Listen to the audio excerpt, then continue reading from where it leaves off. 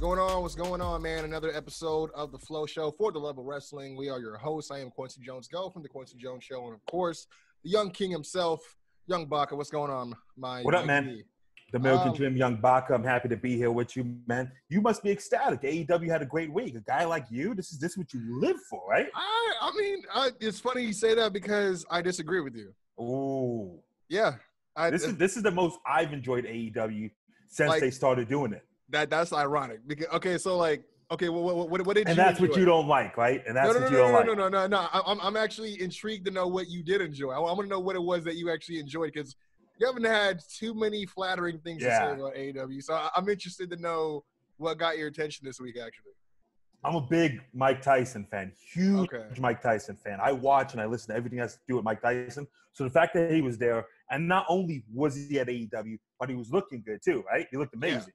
Yeah, no, you saw the videos. He's been working out. He said he's going to come back. Have you seen that one video, the extended mix that he released where he just looks like a beast? Dude, it's almost like a time capsule, bro. Like, oh my gosh, man. Yeah, and then it's funny. You hear Deontay Wilder over here shooting a shot.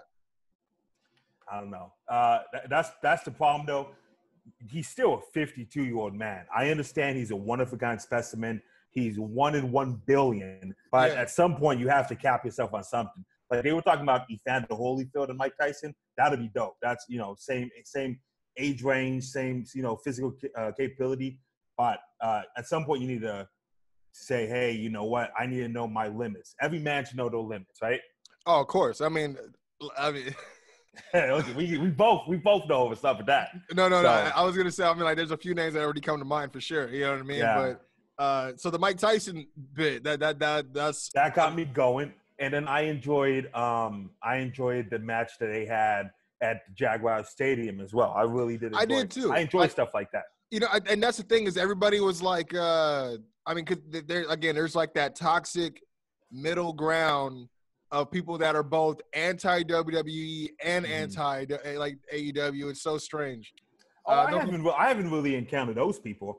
Well, they're the ones who will complain about everything. You know what I mean? They're the ones who will be like, on one end, be like, when the whole Randy Orton Edge spot, you know what I mean, at WrestleMania, where everybody said it was in bad taste. Yeah. And it probably was just because of the timing of the the Benoit documentary from Dark Side dropped. So for the people listening that don't know, they had a spot, Edge and Randy Orton.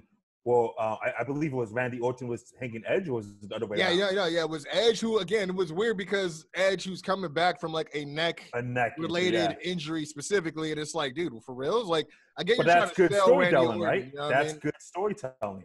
That's true. That's true. As far as, character development, I guess it really depends on perspective and everybody's moral fiber and where that line ends and where it doesn't for them, you know what I mean? Everyone's going to feel indifferent. You're not going to please everybody, but, there was an outcry for that. And then, in this match for the Stadium Stampede, they were talking about the spot with Matt Hardy getting dunked under the 3 feet of water. Yeah. It's a pool. And people were calling, for AEW's head because of like, oh, they shouldn't have done this so close the same week with Shad. And, they did a tribute to Shad. And I'm like, dude, you guys are kind of reaching with that one. You know what I mean? But then I never thought about that until you said it. And that's the thing. That's how I felt. And I felt like it was a reach. But when you say that, people are like, oh, but you'll condemn WWE for that. No. Yeah, and then so it's like, all right. So did you think it was bad taste, the Edge and Randy Orton spot? Because I didn't think of Benoit when I saw it. I put it like this. I can't say that if I didn't recently watch Dark Side, I wouldn't have been quick to be like upset or – oh, hey, I think as just a fan, I would have been like, hey, man, that's kind of like, and not even like related to Benoit, but just from a fan invested in the welfare of Edge and his neck and big match coming back, I'm like, I don't think you guys should be messing with that. You know what I mean? But I don't think I would have readily compared it to Benoit right away if, you know what I mean, if I didn't see Dark Side, you know what I mean? Yeah. Was it bad taste? Again, I think because of the timing of the events, absolutely. Especially in a situation where they were filming this, so they had control over this. So it kind of, looks bad on them. But I didn't think the same thing with the Stampede. Like, and it's not me sticking up, being an AEW, mark or a stan and, not ever condemning them for shit. Because I do condemn them for shit. Because honestly, I thought that NXT had a better show this week. There were some problems I saw with Double or Nothing, but it's no fault of anybody's own. It's the first pay-per-view they had to adjust without like a live crowd and everything, so 100%. It's tough. But listen, you I gave it a B. You cannot please everybody. There's always exactly. Going to be somebody upset, and if you live your life trying to please everybody, every single fan that lives in their mother's basement, you're going to drive yourself nuts. I was going to say you're going to die of exhaustion. You know it's going to be tough. But you know what? I didn't mind the Tyson thing. That's a big difference from what I said. I said I enjoyed it. You said I didn't mind it. Well, the reason why I feel this way is because of the way they went about it. I think I would have felt better about it if they had a better backstory. But then, and this is what I felt like before last night, right? After watching it. And then I slept on it, and because I knew I was going to be talking to you, so I had to be on my toes. So I thought 3 steps ahead. I'm like, no, Jericho is the best worker because if you think about it, right, how do you build that story? They can't use any of the footage, right? Exactly. Because my complaint was, I'm like, why are you guys going to reference, because he did something to me on a Monday night? And I'm like, oh, come on, man. You know, that was my initial, like, you guys are already in so much, like, hot water right now with the comparisons to WWE because everybody, as soon as they heard the Tyson thing and him having free reign, they immediately thought of Shawn Michaels, Steve Austin, WrestleMania, the Enforcer angle, which was a great angle, right? It's one of my favorites. Yeah, and yeah, it is similar, but it's like, you know what I mean? I didn't right away think about that, you know what I mean? Again, until somebody said it. Yeah. And then so it was just kind of too close, like right around they just had this pay-per-view, and then you got Jericho, bringing up something that happened on a Monday night, and they don't run on a Monday night, so obviously you're only talking about one company, So I thought it was just like, wait, why would you push the crowd to go have to look at the network? You know what I mean? You're pushing them to your competitor to check out whatever it is they're referencing to even get what the hell this whole backstory and the logic behind this whole feud to begin with. But then I thought about it. I'm like, A, it doesn't even have to be that deep. It's two big names like Jericho and Tyson. A. Yeah. B, Jericho is smart because even if they do push traffic to the network, they basically just save themselves time from having to manufacture footage, and they don't have to pay to show it because people just went and saw it. But realistically speaking, how do you not mention that we've had interactions in the past, right? Well, True. You got to give the fans some sense of credit. We're human beings, we're smart guys. Well, we know that they've interacted. If he didn't mention it, would you remember that he knocked him out on an episode? I wouldn't have remembered it because I wasn't watching wrestling at that time, and I didn't know that happened.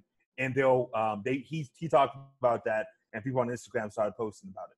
But that's just because I wasn't watching wrestling at that time. Because even when I was, I didn't know what he was speaking. I was like, okay, I think I remember something. Yeah. I was like, that must have been like suit and tie Jericho or something, short hair suit and tie Jericho. One of the best Jerichos.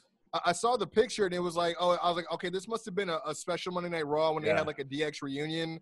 Because, like, you saw Tyson with the DX shirt on. Yeah, DX shirt on. And I was like, okay, I think that's what this was. But, again, mastermind from Jericho. Like I said, I think this is a way of not having to use footage to build this. Yeah. Because they don't own it, but people can go see it for their own dollar or for free. And then come back and already know the story. So I had 5 people that don't watch wrestling, but they know I watch wrestling. And they texted me and said, hey, did you see the Mike Tyson appeared on that wrestling show? They didn't know which wrestling show it was. They didn't know what company it was. They didn't know the guy he was feuding with. But it was a big deal, and they texted me saying, hey, did you see this?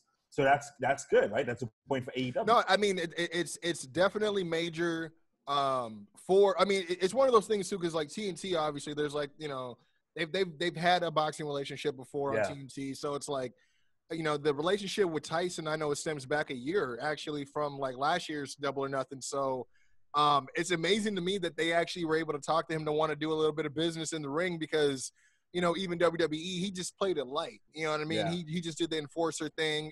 Granted, it was the main event of a WrestleMania, but it's still a moment. Well, it was still the first go around with Mike Tyson and Austin when they met each other in the ring. That was a huge moment. That was going to be my next point because a lot of people they hit me up. The same people that probably hit you up that don't watch wrestling. The people that I know that watch wrestling hit me up saying, yo, this is like that WWE angle with Tyson and Stone Cold. And I'm like, dude, like. But you don't like that. No, You don't like that.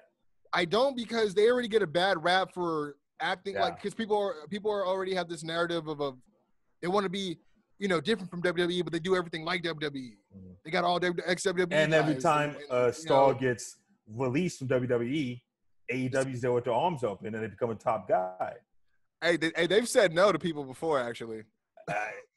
It doesn't look like that from outside of looking in. Well, I know for sure Cody responded to Heath Slater. Which is, you don't have to do that. It doesn't. Heath Slater seems like the nicest man on the planet. Just different vlogs and different podcasts. He seems like the nicest man on the planet. You don't have to do it. Honestly, like that. He seems like a sweetheart. And it's funny because he had a little bit of legal trouble early in his career too, over some lady business. No, I didn't know that. Yeah, I mean, it was like real low. This is back when he was like being made fun of, they were calling him the Wendy's girl. Yeah. He was still with Nexus and stuff. So that's why I was like, what? This is why you can't defend people. This is why you can't defend people in 2020. You say, he seems like a great guy. And somebody always says, oh, yeah, but then he was accused of this. Or in 1998, he was accused of this. Hey, don't blame me. That's what they do. No, but that's just life now. That's what they do. You saw the Dave Chappelle skit, right? They look for the downfall. They go for the downfall move. If you ever did anything wrong at any point in your life, I'm going to find out about it. And you know who those people are? It's you. Well, you know what? That's funny, because that brings me to another point. Unless you want to, you got any more? No. I was going to say, almost about a month ago, a certain somebody was in a lot of trouble.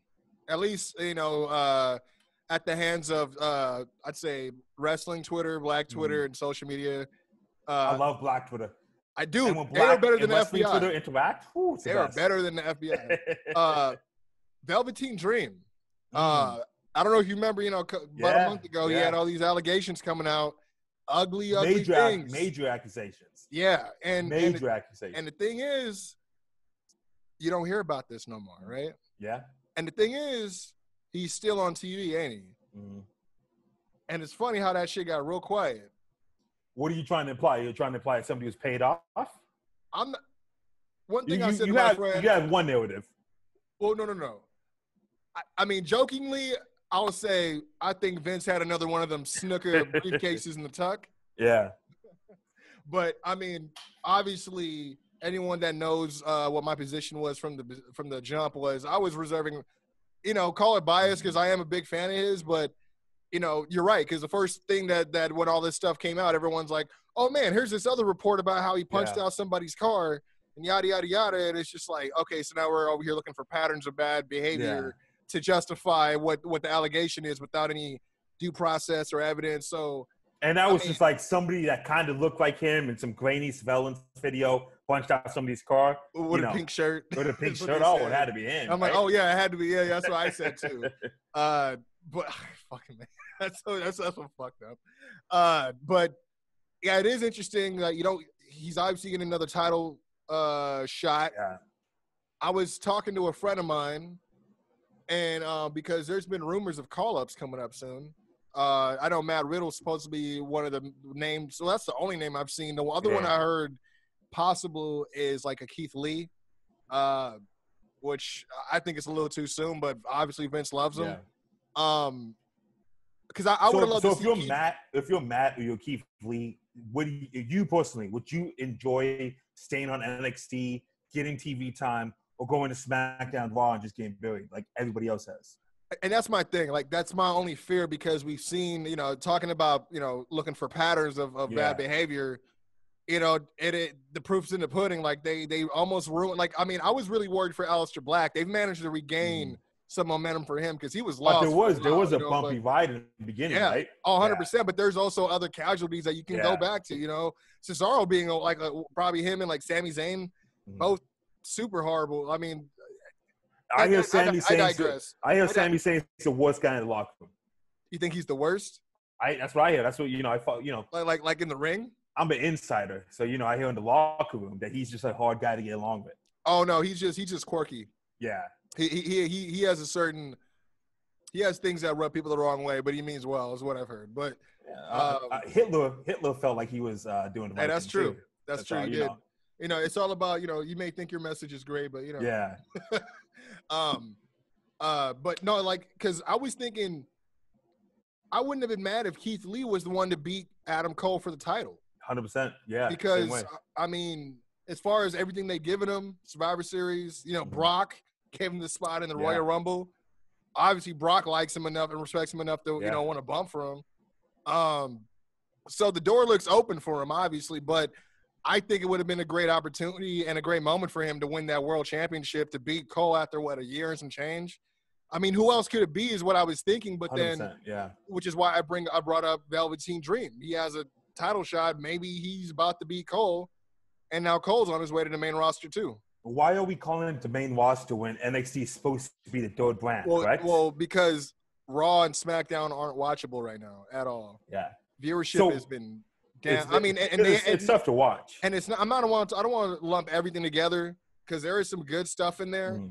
But it's just the presentation is not enough to carry everybody. It's like the live crowd it's been slowly, the no live crowd, I should say, it's been slowly declining, like the viewership. And it's tough to watch wrestling with no crowd. It's really tough, and I have a hard time doing it. They did just change up how they're presenting their product now. WWE. They have like a hockey glass. They got the hockey plexiglass going up. And you know what? NXT wrestlers. I'll admit, I watched NXT first this week. Yeah. And that crowd actually made it so much better to watch it. I've never really had a problem with AEW with their crowds, but what gets me about AEW is their freaking commentary sometimes. It's just what's wrong with the commentary? I feel like did you watch the Battle Royal? Yeah. Like the week before or a couple of weeks before, because they were teasing the whole MJF versus Jungle Boy match. But they kept teasing like Luchasaurus and Wardlow, like bowing up to each other, which they've been totally ruining. But then like they finally had them like face to face in the Battle Royal, and they weren't hype about it at all. They weren't, So you're saying the commentators aren't doing a good enough job pushing the storyline along? Well, I'm trying to figure out what they're doing between them two, but at the least, if especially in a Battle Royal type of environment, there's always room for a big hoss fight. They do it all the time. But the fact that they had these two guys that were already teased 2 weeks in a row and they haven't touched yet, and they finally have free reign to do so and reason to do so with, especially opportunity on the line, you would have thought they would, oh, here they go. Oh, they exactly. Build it up. It helps build up the hype, but it just made me not interested to see it.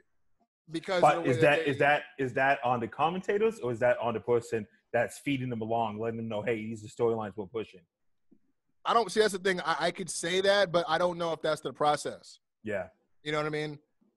Because it's so easy to say the same about, WWE, like, oh, that was stupid. Vince told him to say that. You know, because we know that. Everything goes back on Vince, right? Yeah, Vince, Michael, because sometimes Michael Cole's back there producing too, depending on what show it is. You know? So it's like, I don't know if that's their process, because it seems like, when you got two, you got Shivani and you got Ross. You got legends, right? Yeah, you know what I mean? But it's sometimes I feel like they grow weary sometimes of being there the whole 2 hours. Yeah. Like they kind of, I don't want to say they tire out, but they kind of, which is a natural thing, right? It's a natural thing, especially if you get a certain age, you've been around wrestling your whole life, and, that's just natural. Yeah, he's like, it's like the pops don't pop you no more. Yeah, exactly, 100%. That's true. That's very true, because they were real vocal when FTR showed up, which was great. And then I just felt like I was like, they could have helped. They could have helped both guys. You know what I mean? Especially they kind of had like the seeds they planted between MJF and Wardlow before, where he was yelling at him, and he's like, "I was just playing with you, bud." Like, oh, okay. I was like, I don't know. I thought it was a little too soon to start teasing the split, but we'll see what's up, man. How do you feel about Brian Cage coming in? It was I expected it. I didn't think there was going to be anybody else except for him, so I didn't pop that hard. I like Brian Cage a lot. Just the fact that me and him have the same body type, I really respect him in his work. And you guys, I think, are the same height as well, to be honest. 100%. No, 100%. I mean, I think you probably could have delivered that gorilla press ladder spot a little bit more protected. I think the guy's a beast, but he has to be on something that's not natural, right? I don't just look the other way. That can't be natural. That's impossible.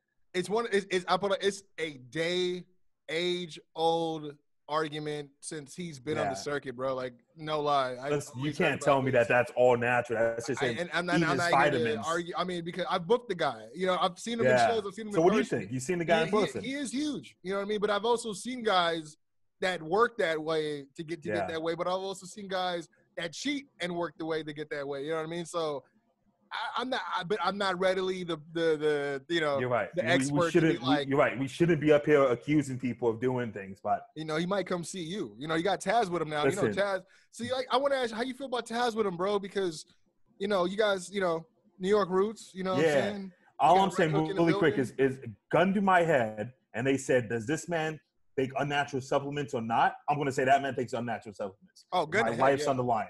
Gun to my That's head, all I'm saying. I can take an ass whipping from Cage, but I don't That's want all to I'm take a gun to saying. the head. Yeah. I like that. Yeah. I just think Taz lately on social media has just been super bitter about WWE and about Vince specifically. Really? Oh, yeah, because he has been getting vocal lately, right? He's super vocal. Like, all of a sudden, because he he feels like he has this jacket of AEW on him, Yeah. so, like, he has the I should say, like, the safety net. 100%. So, you know what I mean? You can't I talk like grease Taz. like that. I like Taz a lot. I do too. You know, I you know, he caused me a bit of a embarrassment as a young teen. Why is that? Because, you know, I was an avid ECW fan. Yeah. And then I heard he was coming in, and I was bigging him up to everybody I knew, and then they flopped him. Yeah. But that's not his fault, like, right? You should have heard the stories I told, man. I was saying he could beat up both APA members. But ECW Taz probably could have, you know, but, you know. ECW Taz is one of the baddest men on the planet. And they said, why are you so angry? You're making money. You got a great life. And he says, I don't know. I'm just freaking angry all the time. So I mean, I will say that I felt like the pairing was kind of weird because I don't know if they know each other prior. You and think it's just because he needs something to do? Yeah, or well, is it saying something, hey, Cage can't speak for himself? Well, we were saying that because I was talking to my brother about it, and he was like, well, if this was – because, you know, they kept showing him and Darby having some sort of, you know, differences and stuff. And it would have been different, he thought, if, like, maybe he would have had him come out and attack Darby and, you know, start that off as far as, like, a storyline because – it's just he's here and he just kind of like they said, he just attached himself to the meal ticket at the gate, and it's like he doesn't do like submissions, he don't do suplex. Yeah, he does a few suplexes. There's no interlocking killers. Like because I was telling Doc, I was like, I mean the way, because, you know, I don't know if you've seen those segments they'll have Taz do like these breakdowns, like almost like sports science type stuff, you know, and which I've been enjoying. I think he's the right person to do it. Yeah. I thought if he was going to do that with anyone, he would have attached to like someone like Jake Hager if he would have split the inner circle. You know what I mean? Whenever that happens. But, yeah, I feel like, you know, Cage, he's an okay promo. He doesn't necessarily need Taz. Like, I'll keep it real. Like, I kind of cringed when he used his own slogan for him. Yeah. That whole, you know, he'll beat him if you can, but survive if he'll let you. I'm like, oh, man. That sounds like something your dad would say. Yeah. Like, you know, it's a dad promo. Like the proud dad would say that to the son in the dad versus son build up to the match of the century. Like, hey, when Taz came to WWE originally, they pushed him super tough and super hard. He was a badass dude. They did, but then like you know, the way he tells it, he says that and there's a little bit of truth to it because there's been a little bit. You're such a big fan. Well, there's truth to what he's saying because I've seen it and I've heard it from other people that say it. Vince, he's not a big fan of something that he didn't create. Yeah, that's what everybody said. You know, so when they did debut him and it was in Madison Square Garden, which is what he's never ever done before, he didn't expect to get that big of a pop. And he said he was walking down the ramp. You know, this is against his match against Kurt Angle, in his debut. And he said that at one point he stopped at the ramp and he heard how loud the crowd was, and he was like, "Oh shit!" And he's like, "They're not. Yeah, they're not going to do nothing." He knew it. Yeah, because he was like, "They're not popping because they know him from WWE. They're popping because they know who he is and everything outside of WWF or WWF at the time, whatever." But I'm like, I mean, I still don't. To me, it's still a mystery why he just like. I felt like he had a real short career because he went into commentary like almost like what 4 years into his carear, like. I think and it seems quicker than that, right? I was gonna give him a little credit. That's why I gave him 4. But yeah, I think he had like maybe some neck issues or something like that. Yeah, that's what I think it was too. He had some neck stuff going on. Can we talk about Nia Jax just destroying the whole women's division single-handedly? Did she? I mean, she's going to. Well, she's injuring everybody. Yeah, I mean, dude. I mean, the same person. I think I'm a safe for work at this point to Nia Jax. Bro, like it's one of those things where she already has the reputation, and though the incidents are few and far between, it still follows her and stuff. So, especially when freaking just the first one with Kyrie Sane was brutal. Yeah, you know what I mean. And it was tough to watch at some point. Yeah, it was tough to watch. Exactly, right? But then, it's one thing to be that person that's going to take the road of, I'm the person who gets paid to do this. I'm the professional, so you don't know what's really going on. I know what I'm doing. Like, who are you to tell me that I'm doing my job wrong? You're not trained, and I get that. I totally get that approach and that position on it. But then you can't hide behind the fact that you do it again during a taping. Yeah. And, and just not only that, like busted her open, busted Kyrie Sane's like head. Like I think they said close to her eye. That's what they said. Yeah. Open on the point of the stairs. And I was like, hold on, Rey Mysterio. We've already done this last week. Like, what are we doing here? Like, so I don't know, man. Like it's, and the thing is I like Nia Jax, but I always thought that they put her. What do you like about Nia Jax? Jump. They gave her the call up way too early. Yeah. She should have stayed in NXT because there still isn't anyone like her in NXT right now. Yeah. But I mean, it even goes back to the Becky Lynch thing. It worked out for Becky. Oh yeah, it did. But she with cost her one of the biggest matches ever.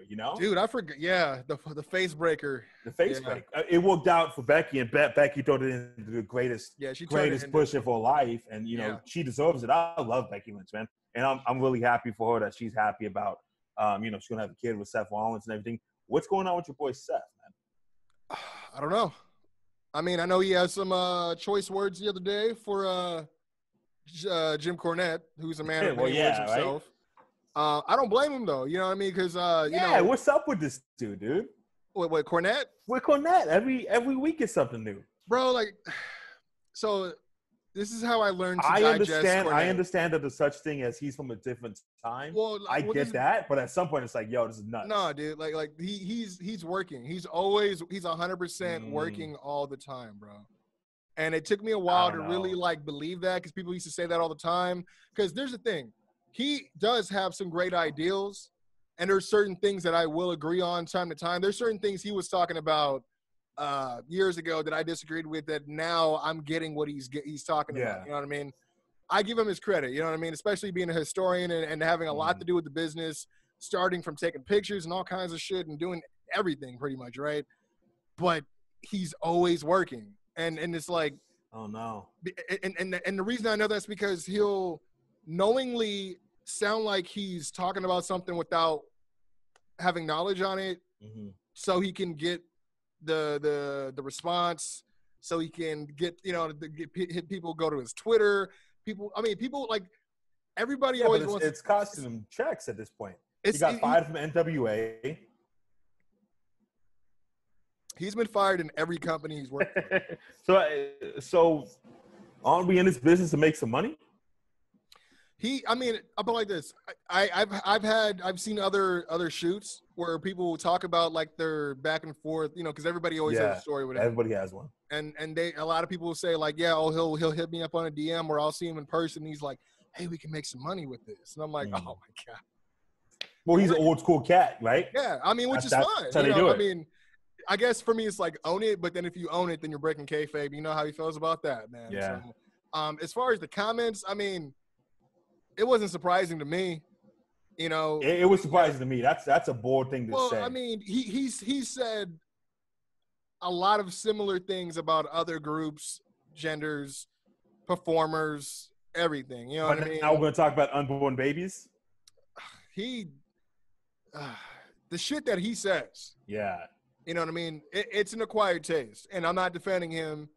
It's his right to say it, but that's why the only reason I say that's like that's why it wasn't surprising to me. Like nothing to me is surprising from Cornette anymore. At this point, right? No, you know what I mean?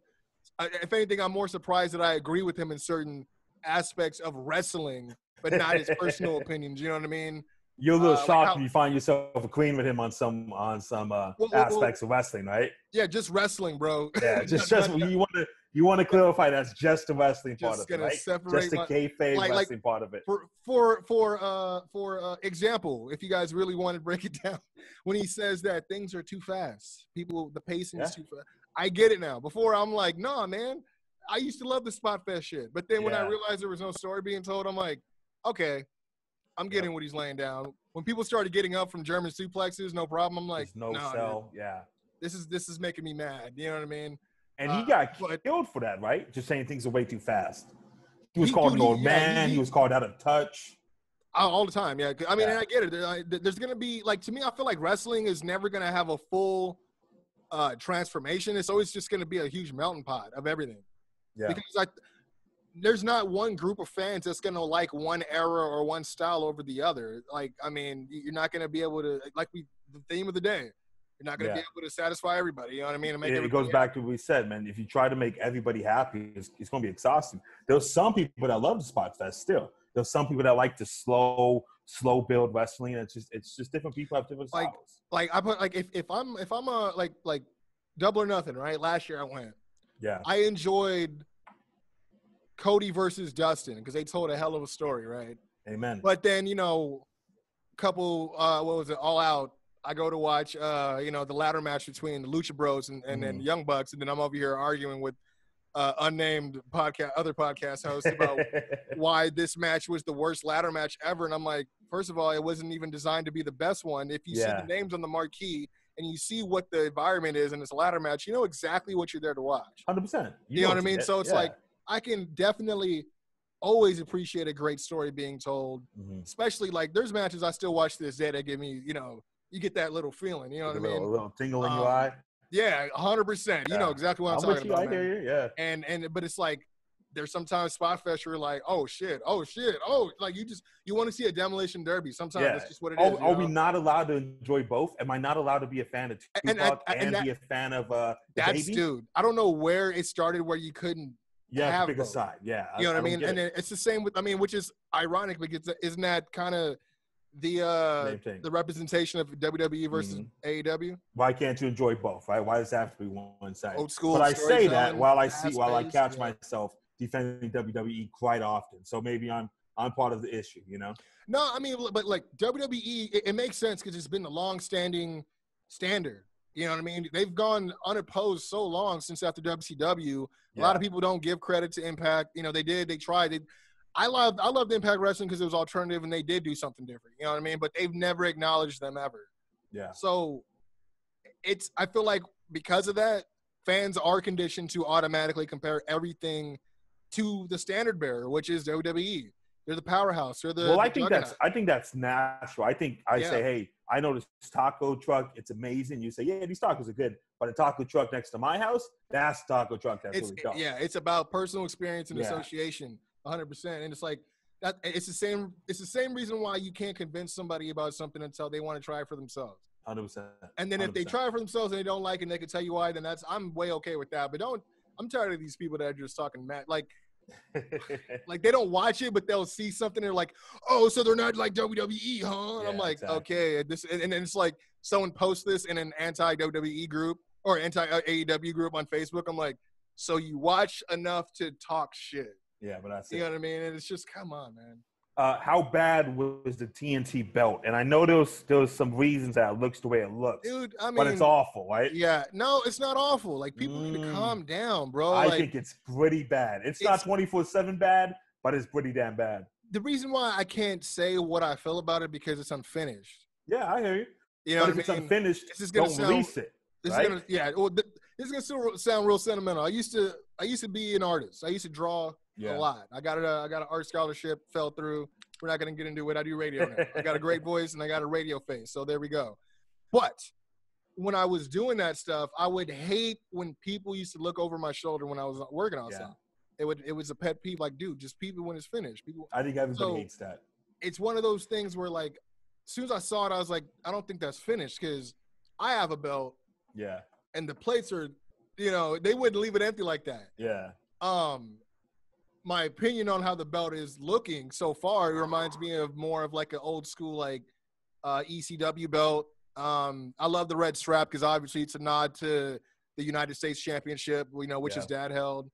But But if something's I not want to finished, see. let's wait until it's perfect for us to release it. I felt bad because even the creator, he had to go and actually, He had to crawl out explain of it's not finished. and just actually post like the picture of it. And I was like, man, I can only imagine being an artist like, dude, you guys are just lighting me up right now. Yeah, like, exactly. Not even, well, what about that artist saying, "Hey, it's not finished. It's no fault of mine. These factories are shut down because of what's going on," and they say, "No, we need it now." I'm like, It don't. What's funny? It's like it doesn't matter. Like the fans are so rabid because it's like they like I saw his original post and I read the comments underneath to see what people were feeling like. They're like, well, you shouldn't have rushed it. And you shouldn't even have talked about you're going to have it at the end of this. I'm like, dude, what the?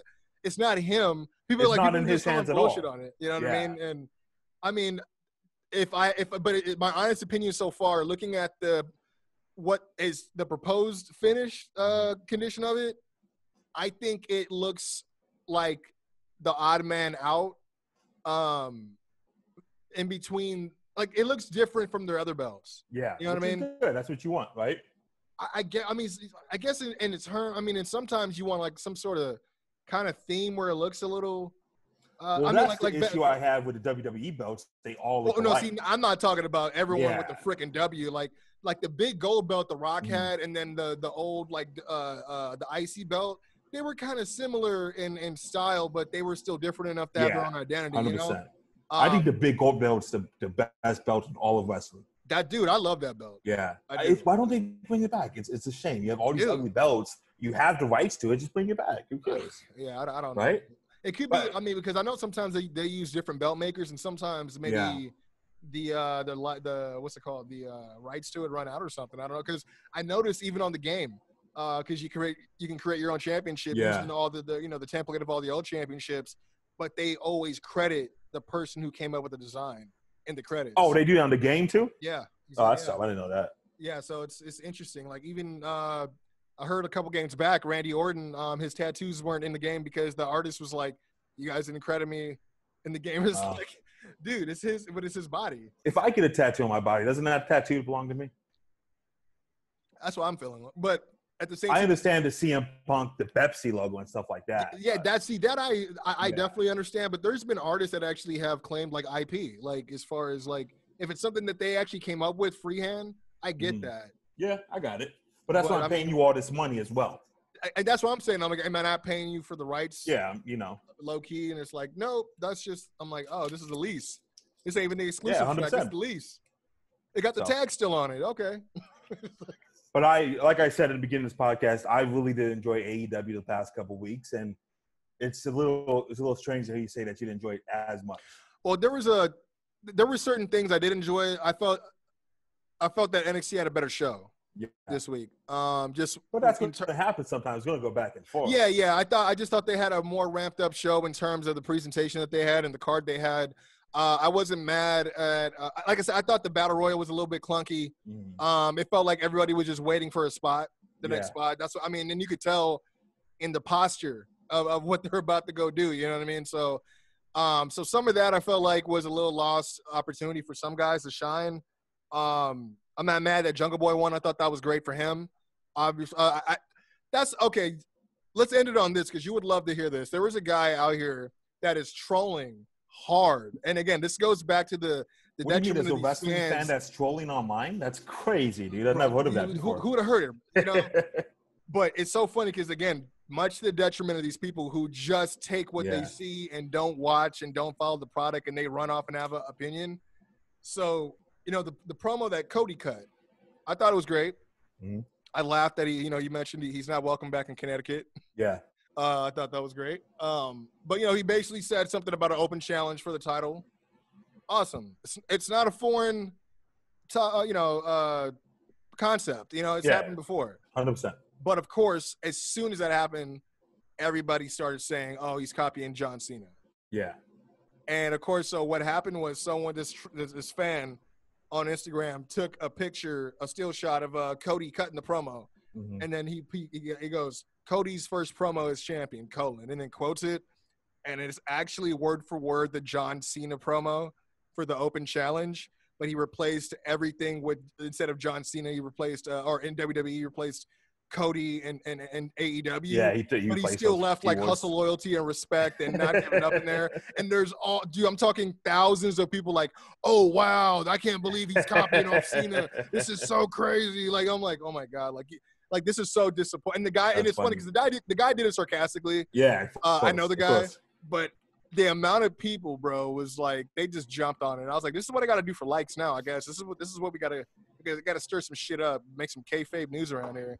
That's what we got to do. Well, those are the things that get the most hits, right? And unfortunately, there's a lot of stupid people on this planet. And unfortunately, there's a lot of stupid people in the wrestling community that believe anything they see on Instagram. Doesn't matter whose account it is. Doesn't matter if they fact checked it. Doesn't matter if it's fake or true. They're still going to believe it. No, you're right. So but that's just the planet we live in nowadays, man. You know. I mean, people still believe that the Big Show is Andre the Giant's son. So you can't be anyone that believes that. Yes, there is. There's people that still believe Undertaker and Kane are brothers.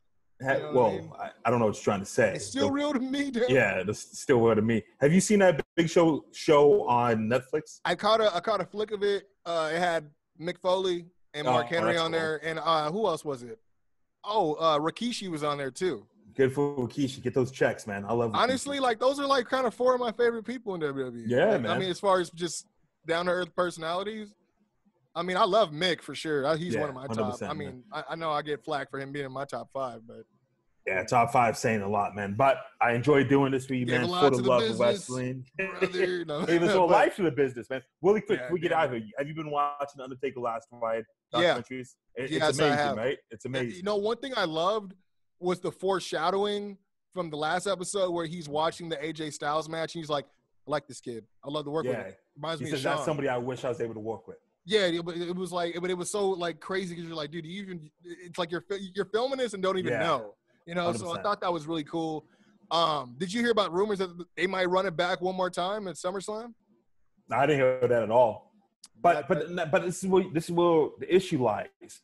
He doesn't live up to his expectations with the Roman Reigns match. So he comes back for the Cena match and he does great, and then he comes back for DX versus Brothers of Destruction. Does awful, so then he's going to come back again. It's never going to end. I feel bad because I'd like to think that if they would have gave him the time he would have wanted for the Cena match, he would be done. That's the issue, though. If you feel good, you say, "Yo, I got some left in the tank. Let's go out there." I think that's doing his whole life. But what did he say? Like he had like a 3, 4, 5 minute match with Cena. It was 5 minutes. I'm thinking because of that, 45. It set him up for a hunger for more. You know what I mean? He got hungry for this shit. I hate how they set up that Cena Undertaker match. Two of the biggest icons in the industry, and you play it up like that. Like I hate it. Match. Yeah, 100%, it was garbage. Man. 100%. It was garbage. I mean, I think Doc was there to see it, so he just wanted to be able to see him live. Which is cool. Once, which is cool. Awesome. Yeah, you still can't deny the what is the mystique of the Undertaker at all. You know what I mean? The whole presentation. And which he is why talks about. Go ahead. I'm sorry. Yeah, I was gonna say, which is why this whole the Last Ride series is so intriguing, man. It's like getting to really know him, and isn't it now weird seeing this dude smile and have humor? Well, what about all the podcasts that he's been doing so far too? Every time I go on YouTube, he's on another podcast. He's been you know what first threw me off about these podcasts is that his voice isn't really like this. Like he's just like, "Hey, what's up, man? What's up? I'm the Undertaker. Yeah, I've been doing that shit. Last Ride. Yeah, hell yeah, man.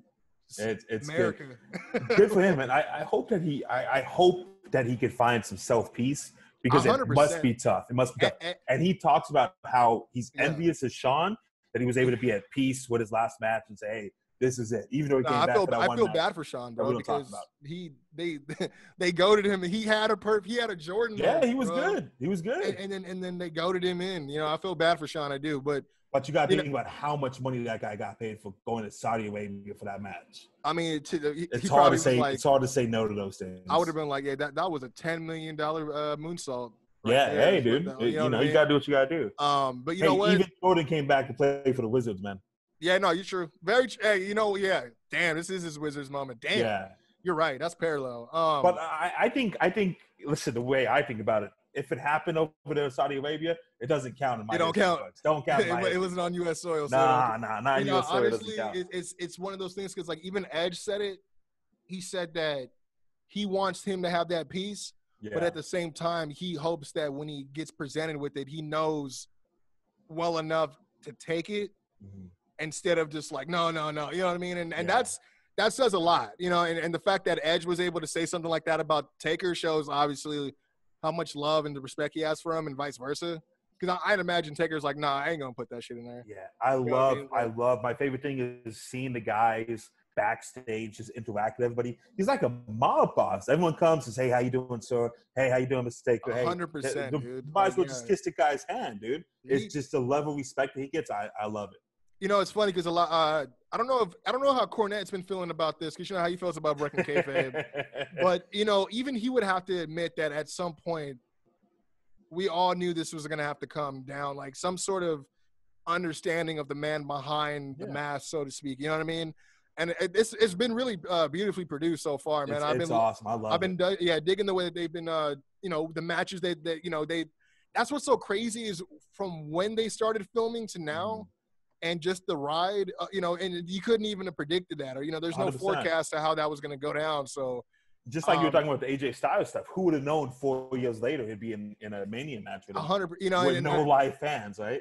And I can only imagine that may be probably – I believe this. I honestly hope that he doesn't come. I hope this is it for Undertaker. Like, just doesn't seem like it. And that's the thing is like, it would be so perfect because he keeps talking about this perfect ending. Yeah, this would be perfect. You know what I mean? Because because imagine now if he's still going to wrestle after this documentary, then everyone's going to think that he's just wrestling to get that closure. Yeah. And that's not. And that's why I said I feel bad for him. I hope that he finds that self peace one day. Yeah. That he says, hey, I could walk away from it. But you got to understand, this has been his life for 85% of his life. What do you say, like 30 years, man? Yeah, like 100%, man. Yeah. And you could tell, and everyone talks about he enjoys being with the boys. He enjoys, you know, everything. Yeah, and it must be tough to just call it quits. And I'm sure he loves his family. I know he loves his family, but to just sit home and not get that, you know, 4 months of the year. I'm sure, he watches it once on TV and he's thinking about, oh shit, I want to work with that guy. Yeah, exactly, 100%. You know, and that's the thing. You see Michelle kind of, I don't want to say use the word suffer, but she kind of does. No, she does suffer as a result. You know what I mean? 100%. And not in a malicious way. You know, and I don't want to say it's selfish, but it's like she understands. She's a writer. I'll say that. She's down. You know what I mean? Yeah. And I love that about their back and forth. But you always see the concern in her eye, and which. Again, it just humanizes him even more.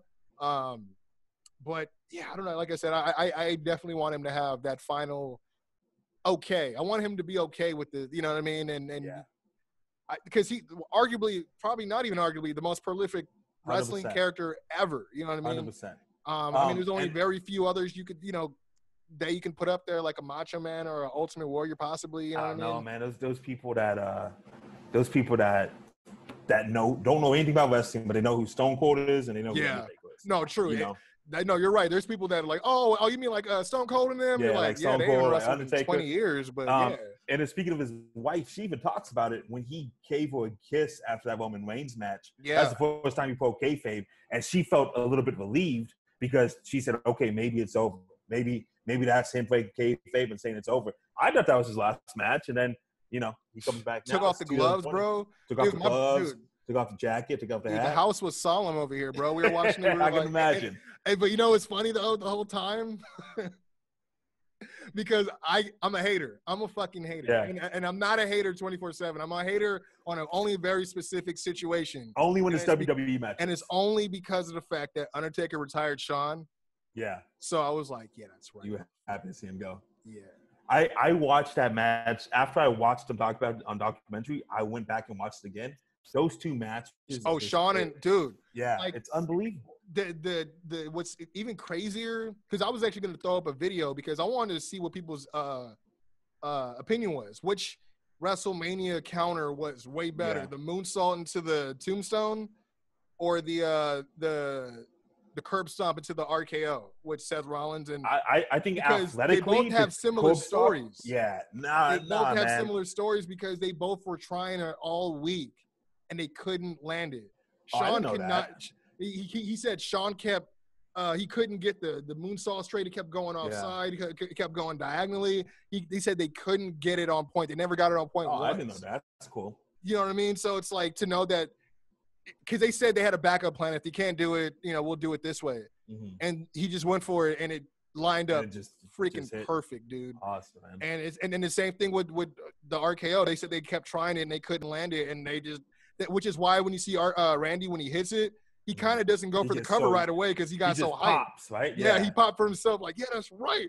I think that is one of the most athletic things I've ever seen, man. The corpse hop into the RKO is unbelievable. I don't know how it's physically possible. No, dude. Like, yeah, I mean, I think that they did him and Drew did some version of it the other at not Mania. What was it that just happened? Money in the Bank. Money in the Bank. He went for the curb stomp, and I think he lifted him up and got him in like the headbutt. Yeah, that's a little bit different. Going into RKO, that's nuts. Ridiculous. Yeah, but no, yeah, I went back and watched that match too, the one with Shawn. Yeah. And the other one is the one with the Hell in a Cell with Shawn as the referee. God. Yeah. I still get that same feeling. It's all the facial features with Shawn, right? The way he sells it, like just selling on his face is everything. People are gonna talk shit about Shawn, and I get it, but in ring, bro. Yeah. But you got to give the guy his roses. He tells you I was an awful guy, and then the Lord saved my life, and now and he I read his book, man. Yeah, he doesn't run from the fact. He doesn't run from his past. He owns up to it. I mean, it's funny because I remember watching. Did you ever watch that? They had I don't know why they did this. They produced this whole thing where it was Shawn and Bret Hart, and they were speaking about the Montreal screw job. Mm-mm. Dude, they had this whole thing, and it was just so awkward because they were getting interviewed by Jim Ross about it, I believe. Yeah. And Bret was still thinking about stuff from 20 years ago. You know what I mean? Say, well, he said this and he said that and did this, and then Shawn's just like, I mean, honestly, I don't remember. I mean, if you say I did, I probably did, but I honestly, and people were mad because it wasn't enough for them. Yeah. And I'm like, dude, he knows he didn't understand what time it was back then, bro. You know what I mean? Like he was on benders all the time. Like he was doing floating cloud nine. He ruined a relationship. He ruined several relationships. But the man owned up to it, and now he's living a different path. He's an icon. That's all somebody could do, man. We can't hold on to somebody's past forever, especially if they're trying to do better, and they've shown for 20 years now they're a different man. You got to give it to them. You know what's funny is people will still give him shit for the match with Hulk Hogan, and I'm like, nah, dude, Hogan deserved it. Hogan's an ass, right? Hogan's an ass, 100%. I'm like, that's like, I can't get into any debates about Hogan because I get rained down on him, so I walk away. But I'm like, look, dude, like in terms of impact and pop culture, yeah, 100%. But he's not a wrestler. He's like he doesn't wrestle. Like he wrestled more in Japan. Yeah. But I don't know. Like yeah. I mean, I put like this. When I first started watching wrestling, I saw Hulk. I'm like, oh, okay, Hulk. But Macho Man got me like, I'm like, who's this crazy ass fool? Mm-hmm. Who's Ultimate Warrior? Who's Undertaker? Who's this dude with the machismo? Okay, I like this. You know what I mean? He got that drip. So all I'm saying about is Hulk Hogan is when he came back and he had to apologize to all the black wrestlers. He didn't say he pretty much said, just watch what you say. You never know if you're being recorded. He doesn't say, I regret those things. I didn't mean those. He said, I'm sorry that they caught me on film saying those things. But you know what else was interesting to me is actually Mark Henry was low-key, like, co-signing it. I didn't know that. Like, he didn't say, like, what he said was he co-signed, he apologized to everybody in the locker room. And, he really wants to understand, he understands that what he did is wrong, but he wants to really, he feels bad, like, yeah. But the way he said it, he was talking about, it's like, he talks about how, he wants to be able to go out and go get something to eat without getting harassed. I'm like, bro, that's not you feeling sorry. It's for him, 100%. Yeah, I'm like, that's not for you feeling. He doesn't feel sorry. He just feels bad that he can't go anywhere because 100%. He's like I always tell people this. He has the same shit that OJ got. Mm-hmm. He just wants to be loved by everybody. You know what I mean? He's used to that admiration. And well, OJ's one of the best funny backs of all time, so I can see. No doubt. But he did he do something else? Is that what you're talking about? I just know him from the Bills. No. Well, I'm talking about him and as a personality. Naked Gun, the lights. Yeah, exactly. There you go. But like that's one of the things they talked about is how he was kind of in love. Like Hogan's in love with the pop, bro. 100%. But I gotta go, man. I really enjoyed this. I enjoyed talking to you, man. We're gonna do this next week and make it happen. Can I ask you one last question? Yeah. You know, we did just have the largest viewed episode of Dark Side of the Ring, and they've been renewed for a third season. Anything that come to mind that you think that they should cover next season? That they haven't covered yet? I need 1 second to think about that. But you know of something, right? That's why you brought it up? I thought, you know, everyone always talks about that plane ride from hell. Yeah, but is that spicy enough for him? I guess so. You had a few people get fired because of it, right? Yeah, I know Ric Flair had. Yeah. I think another. I forget. There was a few that we had written down. I can't remember off the top of my head, but I am interested to figure out, like, what else can they really uncover at this point? But there has to be some stuff, especially you go back to like NWA. Oh, Macho Man and Stephanie. Yeah. And there's no way that happens. There's absolutely no way that happens. They proved that they don't need WWE to cover a story. 100%.